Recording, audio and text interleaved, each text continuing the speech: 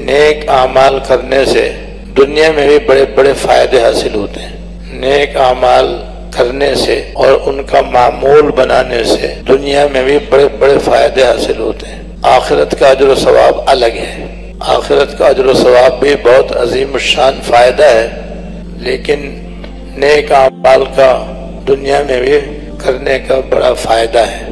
نیک اعمال میں سے سورہ واقعہ بھی ہے، اس کو اگر اللہ جل شانہ کی رضا کے لیے پڑھا جائے تو یہ قرآن کریم کی ایک بہت بہترین صورت ہے، جس کا آخرت میں ثواب ہی ثواب ہے، اور اس کے پڑھنے کا دنیا میں پڑھنے والے کو یہ فائدہ بھی حاصل ہوگا کہ کبھی انشاءاللہ اس کو فاقہ پیش نہیں آئے گا۔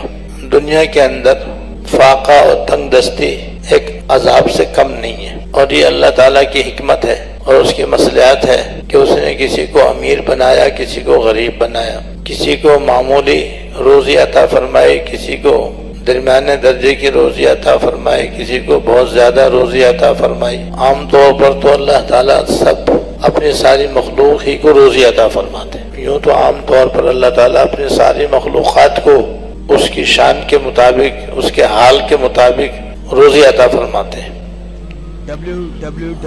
یہاں تک کہ اللہ تعالیٰ کافروں کو بھی روزی دیتے ہیں، حالانکہ وہ اللہ تعالیٰ کو جانتے بھی نہیں ہیں، پہچانتے بھی نہیں ہیں، مانتے بھی نہیں ہیں، بلکہ رات دن اللہ تعالیٰ کی نافرمانی کرتے ہیں، اس کے باوجود ان کو اللہ تعالیٰ روزی عطا فرماتے ہیں۔ اور انسان تو انسان، اللہ تعالیٰ جانوروں کو بھی روزی عطا فرماتے ہیں۔ سمندر کے اندر ہزاروں مخلوقات ہیں، ان کو سمندر میں روزی عطا فرماتے ہیں۔ خشکی پر بھی ہزاروں لاکھوں مخلوقات ہیں اور جاندار ہیں، ایسی ہواؤں کے اندر بے شمار پرندے اور مخلوقات ہیں جیسے جنات وغیرہ، ان کو بھی اللہ تعالیٰ روزی عطا فرماتے ہیں۔ تو اللہ تعالیٰ ایسے زبردست روزی دینے والے ہیں کہ کوئی ان کے برابر روزی دینے والا نہ ہوا ہے، نہ ہو سکتا ہے۔ وہ اپنی شان کے مطابق اپنی ساری مخلوق کو روزی عطا فرماتے ہیں۔ اس آیت میں اللہ پاک نے یہ فرمایا، اللہ لطیف بعبادہ، اللہ تعالیٰ اپنے بندوں پر مہربان ہے، یرزق من یشاء،